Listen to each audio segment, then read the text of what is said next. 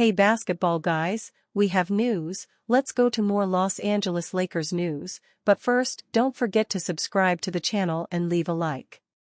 Los Angeles Lakers x Golden State Warriors will be a clash of giants. The Lakers are in a moment of uncertainty, and fans are outraged by the attitudes of manager Rob Pelinka, who has not done business to improve the squad. The clash between Golden State Warriors and Los Angeles Lakers rocks the night of the Christmas round. The match, valid for the 2024-25 regular season, will take place this Wednesday, December 25, at 10 p.m., and the venue will be the Chase Center, in San Francisco. The two franchises' campaigns are very similar in the Western Conference. The Warriors are in 8th place, with 15 wins and 13 losses, while the Lakers appear in 7th place, with 16 wins and 13 losses, but one more game. The expectation is for the meeting between Stephen Curry and LeBron James, stars of the Golden State Warriors and Los Angeles Lakers, respectively. Lakers manager Rob Pelinka is in a delicate situation, as fans are asking for his departure and he is at risk of being fired at any moment. The Lakers GM may reportedly be on the hot seat. Since the Los Angeles Lakers won the 2020 NBA championship, it has been a disappointing journey for the team. Despite having LeBron James and Anthony Davis, the Lakers made it out of the first round just once. Things don't look much different this season, as Los Angeles sits at 16-13 after losing to the Detroit Pistons for the second time on Monday night. During this time, the Lakers went from Frank Vogel to Darvin Ham before hiring J.J. Redick before this season. The head coach was always made the scapegoat. Even though when in reality, the roster construction was a big issue and the management deserved most of the blame. It sounds like it's finally GM Rob Pelinka's turn to be on the hot seat. The Athletic's Jovan Buha said on a recent YouTube show that if the Lakers continue to not play at a title contender level, Pelinka will be on the chopping block. Buha pointed out that Darvin Ham received all the blame last year for everything that went wrong. Now that most of those problems persist under Redick and worsen in some cases, like the overall defensive rating, it is obvious that coaching was never the biggest issue. Last season, all the fingers got pointed at Darvin Ham for everything that went wrong. This year, it's not as clear of a scapegoat, and I think ultimately what they do over the next. I think it is going to be Pelinka. That's the way this is trending. Pelinka has consistently made eyebrow-raising moves as the ultimate decision-maker in Los Angeles. The infamous Russell Westbrook trade that broke up the championship core is obviously the original sin. However, the utter failure to surround LeBron and Davis with enough shooting, athleticism, or perimeter defense has been equally disappointing. The selection of Jalen Hood-Schifrin in the first round of the 2023 NBA draft was a complete disaster. The decision to sign Jared Vanderbilt to a contract extension was a big mistake.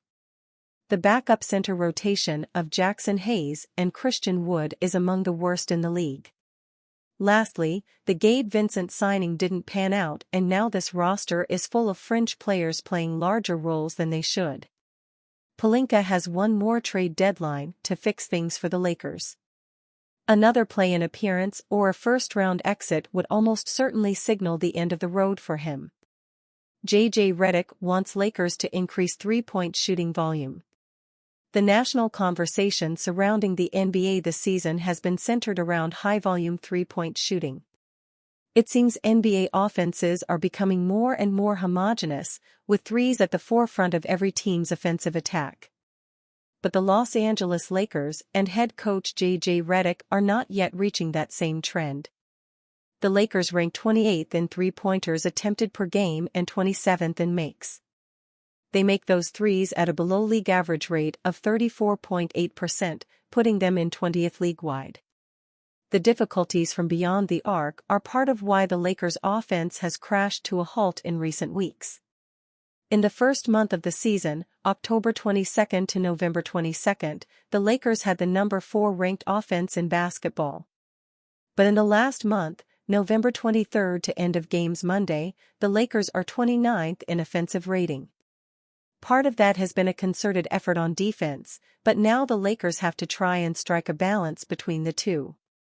Redick gave a detailed answer as to how the Lakers can balance defensive and offensive improvement and what might change on the offensive side of the ball.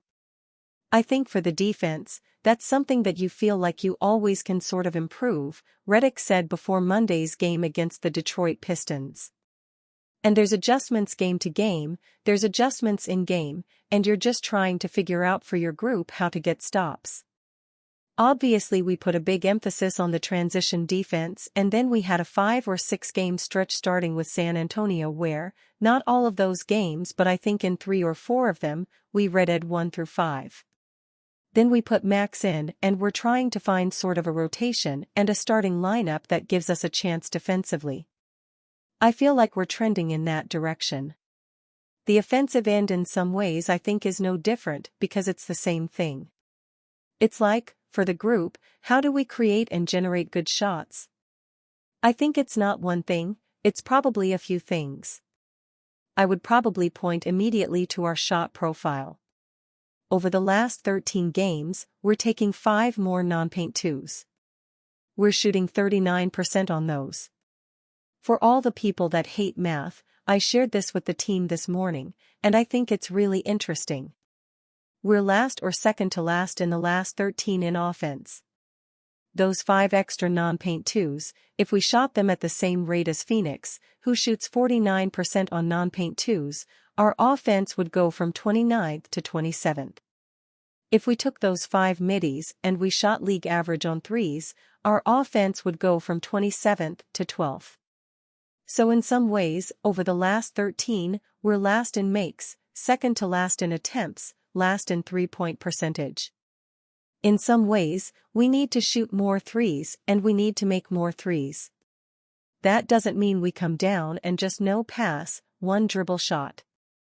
We gotta take the right ones, and we gotta do it with the right process. We've shown the guys a bunch of clips over the last week or so of us doing that. Make or miss, we gotta live with the result and we've gotta do more of that. We need to launch. We do. That doesn't mean we're not trying to get to the rim every single time. But it's those two things. We want to live in the paint and we want to shoot threes. And we haven't shot enough threes. One consistent theme in the way the Lakers have spoken about their season has been working through the process. And Redick likes where they are at in that process and how they continue to improve from here. I would say I like where we're headed offensively with the process, and I like where we're headed with our organization. There certainly was a stretch there where I didn't like much about our offense. Some of that was AR being out, I think that kind of hurt for that stretch of games. But to me, in terms of the process, we're trending in the right direction. Results, not so much.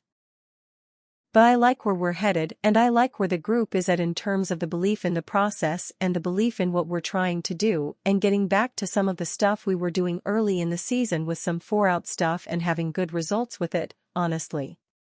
So I think that stuff is going in the right direction. While the Lakers aren't undergoing a complete philosophy change, it would make sense for them to try and shoot threes at a more consistent clip, both in terms of percentage and attempts. They aren't explicitly in control of their percentages, so the only thing they can do is scheme themselves into more and better attempts from distance. J.J. Redick upset with turnovers and loss to Pistons. The Lakers had been showing real signs of life defensively and they looked poised to continue when the team returned home to play the Detroit Pistons. Detroit entered the night with a sub-.500 record but have been feisty on both ends of the floor thanks to Cade Cunningham and the other young talent on their roster. Against the Lakers, the Pistons showed how much of a gap there is between the two teams regarding speed and athleticism. The Pistons were much more physical than the Lakers were, and that led to some sloppy plays from the latter. Los Angeles turned the ball over 20 times compared to just 12 for the Detroit, and that ultimately ended up being the difference in the game.